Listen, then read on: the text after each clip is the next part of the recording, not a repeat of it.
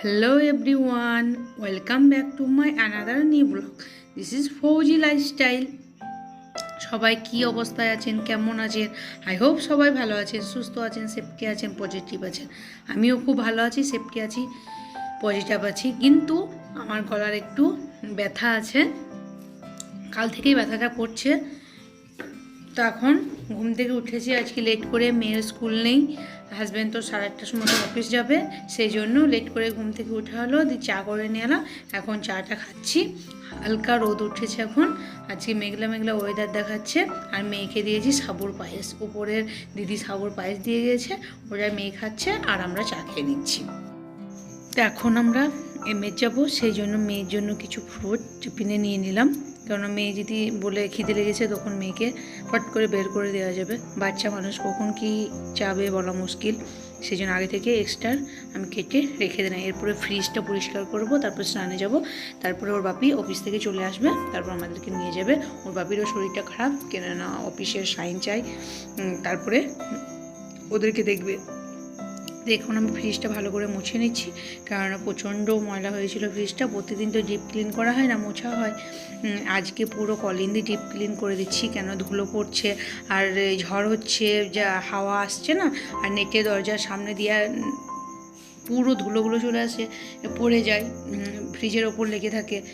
আবার মেয়ে ফ্রিজে হাত নিয়ে ফ্রিজ খুলে আর খুলে পুরো দাগ হয়ে গিয়েছে সাদা সাদা, সেই জন্য আমি ভাবলাম পুরো ফ্রিজটাকে আগে ডিপ ক্লিন করি, ওর বাপে আস্তে আস্তে তারপরে স্নানটা করবো। মেয়েকে স্নান করে দিয়েছি, মেয়েকে স্নান করে চুলটা শুকানোর জন্য ওকে রুমে বসিয়ে দিয়েছি, ফ্যান চালিয়ে দিয়েছি, তারপর আমি স্নানটা করবো। আমরা তাড়াতাড়ি স্নানটা করে দেখো আমরা বেরিয়ে গিয়েছি তাড়াহুড়ো করে, কেন ওর বাপি চলে এসেছিলো। ওর বাপের শরীরটা দারুণই খারাপ, সেই জন্য বললো তাড়াতাড়ি চলো, সেই জন্য যাচ্ছি এখন। তা দেখো এই রোডটা হচ্ছে, হাইওয়েটা হচ্ছে দিল্লি টু জম্মু, মানে দিল্লি থেকে যে জম্মুর বাসগুলো আসে, সেই বাসগুলো এই হাইওয়ের মধ্যে যায়। আর মেঘলে মেঘলে ওয়েদার ছিল, ঠান্ডা ঠান্ডা হাওয়া, দারুণই সুন্দর লাগছিল। আর বিশেষ করে বাইকে তো ড্রাইভ করলে ঠান্ডা হাওয়াতে দারুণই সুন্দরই লাগে। এখন আমাদের এমএজে পুরো ডাক্তার দেখানো কমপ্লিট, রক্ত দেওয়া কমপ্লিট, এরপরে ওষুধ নিতে এসেছি। তা ওর বাপি লাইনে দাঁড়িয়ে আছে, লাইনে যখন ওর নাম্বার আসবে, দেখো ওই পেছনে লাইনে দাঁড়িয়ে আছে, যখন ওর নাম্বার আসবে তখন ওষুধটা নেওয়া হবে। এখন আমাদের ওষুধ নেওয়া হয়ে গেছে, তার রক্ত রিপোর্টটা এখনও দেয়নি, বললো 2 ঘন্টা পর দেবো, না হয়তো সোমবার দেবো। তো কালকে তো সানডে ছুটি থাকবে। এখন সামনেই একটা নদীর মতো আছে, ওইখানে গিয়ে একটু বসে থাকি, বরফগুলো পানিগুলো বিশাল আসছে, এখন একটু ঠান্ডা হাওয়া আসবে আর মনটাও ভালো হবে। তো দেখো আমি চলে এসেছি, এখানে বসে আছি আর ঠান্ডা হাওয়া আসছে, দেখে দারুণই সুন্দর লাগছে।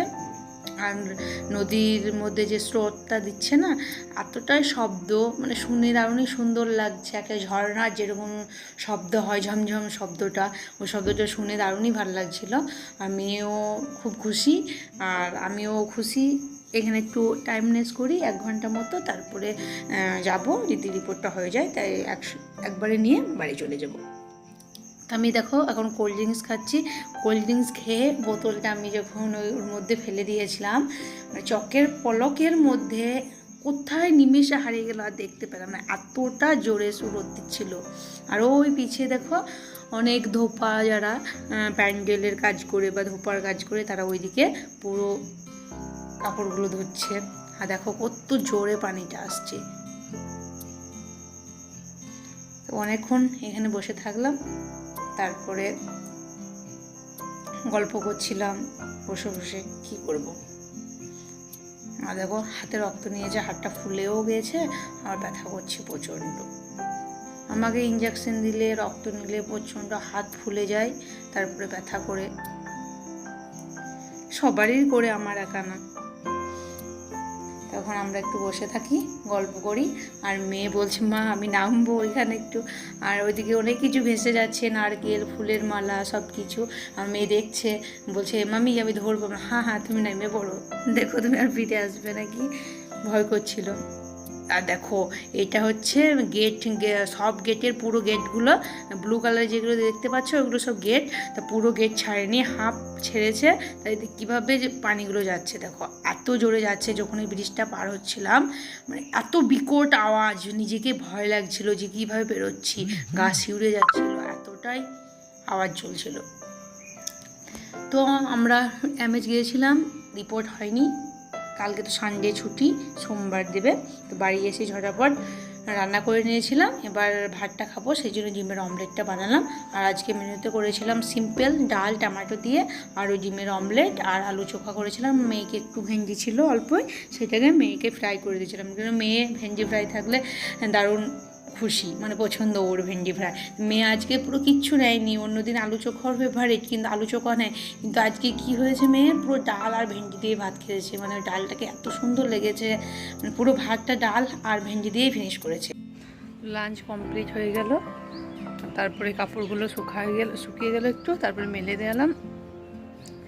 এসেই রান্না করছিলাম, ওর বাপিকে বললাম মেশিনটা চালিয়ে দাও, কাপড়গুলো শুকিয়ে ধুয়ে দাও, কেননা প্রচুর কাপড় জমে গিয়েছিলো, এক ওয়াশিং মেশিন কাপড় জমে গিয়েছিলো।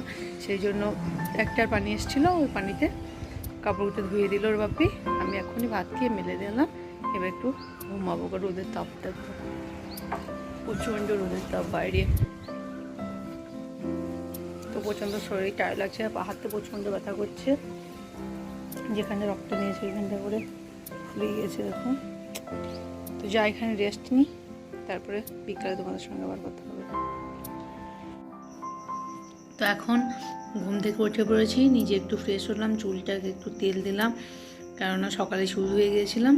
তো এখন ওর বাপি ঘুমাচ্ছে, এখন উঠেনি, ওর বাপি উঠো, তারপরে চা করব, দুজনে মিলে চা খাবো। গলাতে ব্যথাটা বিকালে প্রচণ্ড করছে, কেননা আমি ভাবছি যে আদ্রক দিয়ে চা করব, কিন্তু আদ্রক দিয়ে চা আমার পছন্দ নয়। ওই দুধ চায়ের মধ্যে লবঙ্গ গোলমরিচ সব কিছু দিয়ে দেবো, কড়া করে বানাবো। তোর বাপি উঠো, তারপরে আমি চাটা বানাবো। দেখছি ওর বাপি উঠে গিয়েছে, শব্দ পাচ্ছি, তাই আমি চাটা বসিয়ে দিই, কেননা ওর বাপির ফ্রেশ হতে হতে আমার চাটা একটু ফুটবে। আর আমি চা একটু টাইম নিয়ে করি, পুরো চাটা কালারটা আসে, তারপরে আমি খাই, কেননা ভালো লাগে চাটা অনেকটা টাইম ধরে করলে না, দেখবে কি চায়ের কালারটা সুন্দরভাবে আসে। আর তাড়াহুড়ো করে চা করলে চায়ের কোনো টেস্ট পাওয়া যায় না, টাইম নিয়ে চা করলে চাটা খেতেও ভালো লাগে, আবার সুন্দর কালারটাও সুন্দর হয়। তাই আমি এখন দুধটা নিয়ে নিচ্ছি, দুধের চাই বানাবো, কারণ আমার লাল চা পছন্দ লাগে না। দুধটা দিয়ে দিই, ওর মধ্যে লং দেবো আর গোলমরিচ, তেজপাতাটা নেই আমার কাছে, আদ্রক আছে, আদ্রক দেবো, দিয়ে ফোটাবো অনেকক্ষণ, চিনি আর ওইগুলো দিয়ে ফোটাবো 10 মিনিট মতো, তারপরে চা দেবো, তারপরে আবার 5 মিনিট ফোটাবো, পুরো কড়া করে বানাবো চাটা আজকে।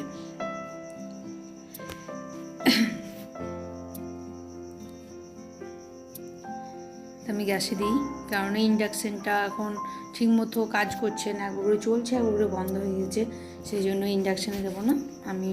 আর এই সসপ্যানটা আমার ইন্ডাকশানে ধরেও না, চা গ্যাসেই বানাতে হবে।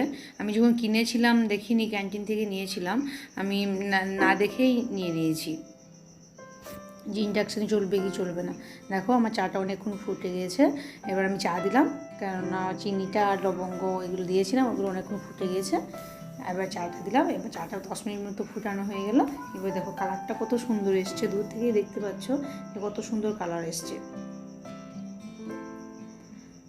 চা কালারেই বোঝা যায় যে চায়ের টেস্ট কতটা হয়েছে, চায়ের কালার দেখেই বুঝতে পারা যাবে। এখন চাটা নিয়ে যাই, ওর বাপিকে দিই, আর আমিও খাই, আর একটা বিস্কুট নিই, কারণ আজকে অতটা গরম নেই, মেঘলা ওয়েদার, বিস্কুট খেলে কিছু হবে না, গরম দিনে আমাকে বিস্কুট খেতে হতে ভালো লাগে না। এখন দেখো বাইরে চা নিয়ে চলে এসেছি, হাজব্যান্ডকেও দিয়ে দিলাম, আর আমিও খাচ্ছি চা আর বিস্কুট। আমি একটাই খাচ্ছি বিস্কুট, কেননা আমার বিস্কুট অতটা ভালো লাগে না, আমাকে চা দিয়ে খাড়ি তারপরে নিমকি এগুলো ভালো লাগে, কিন্তু বিস্কুট অতটা ভালো লাগে না। আমি খেয়ে নিই, তারপরে পুরো গার্ডেনটা সাফ করতে হবে, পুরো নোংরা হয়ে আছে শুকনো পাতা পড়ে। তো দেখো গার্ডেনটা সাফ করতে শুরু করে দিয়েছি। এই দিকটা সাফ হয়েছে, এখন ওই দিকটা হয়নি, ওই দিকটা করবো। হাজব্যান্ড একটা পাথরকুচির গাছ নিয়ে এসছে, বলছে ওই দিক থেকে পড়ে গেছে, তো এইটাকে লাগিয়ে দাও। তো খুঁড়ে দিল একটু, তাই আমি এটা লাগিয়ে দিই। গাছ লাগাতে সবারই ভালো লাগে, তাই না? এখন একদিকে রান্না বসিয়েছি, কুমড়ো আলু ভাজা করছি, আর একদিকে মেয়েকে হোমওয়ার্ক করাচ্ছি। কেননা কমপ্লিট, তারপর দুসরা বুক মেয়ে এখন হোমওয়ার্ক করছে, ইবিএসের হোমওয়ার্ক দিয়েছে সেটা করাচ্ছি, আর ইংলিশটা করাবো, তারপর একটু পড়াবো, তারপরে সবজি হয়ে যাবে। আর আমার জন্য রুটি বানাবো, কেননা গলাতে ব্যথা করছে, ভাত খাবো না আমি। ওই কোল্ড ড্রিঙ্কস খেলাম দুপুরবেলা, সেই জন্য আরও ব্যথাটা উঠে গেছে। ভুল হয়ে গেল, কোল্ড ড্রিঙ্কস গরমে খেয়ে নিলাম আমি, কিন্তু রাতে রুটি খাবো। আর মেয়ে তো কী খাবে, রুটি না ভাত? মেয়ে ভাত খাবে, ওর বাপি কী খাবে জানি না, মুড়ি খাবে, ওর বাপি তো মুড়ি খাবে। বেশ ঠিক আছে, তোমার জন্য রুটি বানাবো, না তো পরোটা, রুটি না তো পরোটাকে দুটোর মধ্যে কিছু একটা করবো, তোমাদেরকে দেখাবো, দেখতেই পাবে কি বানাবো। তো এখন মেয়েকে পড়িয়ে নিয়ে আমি, একটা হলো, এখন দুটো বাকি আছে, ও দুটো কমপ্লিট করি, তারপরে রুটি বানাবো, তারপর আমরা খাবো। মেয়ের হোমওয়ার্ক করানো কমপ্লিট হয়ে গেল, পড়ানো কমপ্লিট। এরপরে আমি এসেছিলাম, কাপড়গুলো বিকেলে যে কাপড়গুলো ধুয়েছিলাম সেই কাপড়গুলো ফোল্ড করলাম, তারপরে বিছানাটাকে সুন্দর করে ঝেড়ে দিলাম। এরপরে আমি রুটি বানাবো। তো দেখো আমার ডিনার নিয়ে বসে গেছি। ডিনারে আজকে কী বানিয়েছি দেখো বন্ধুরা, আমাদের খাওয়া দাওয়া কমপ্লিট হয়ে গেল। ডিনারে তো দেখালাম তোমাদেরকে, কুমড়ো আলু ভাজা আর রুটি খেয়েছি। তা খাওয়া দাওয়া হয়ে গেল, এবার একটু ওয়াকিং করছি। দেখো মেয়েও আছে, তা ওয়াকিংটা করে নিই 10-15 মিনিট, কারণ আজকে শরীরটা সেরকম ভালো নেই। এক পাক হ্যাঁ, এক চক্কর লাগিয়ে দেবো, তারপর গিয়ে চুপচাপ শুয়ে পড়বো, কেননা শরীর খুব টায়ার্ড। তা আজকের ভিডিওটা এখানেই এন্ড করছি। যদি তোমাদের ভালো লাগে থেকে ছেড়ে যাওয়ার আগে like, comment, share and subscribe. দেখা হচ্ছে কাল একটা নতুন ভিডিওর সঙ্গে। ততক্ষণ সবাই ভালো থেকো, সুস্থ থেকো, সেফটি থেকো। Good night, bye bye.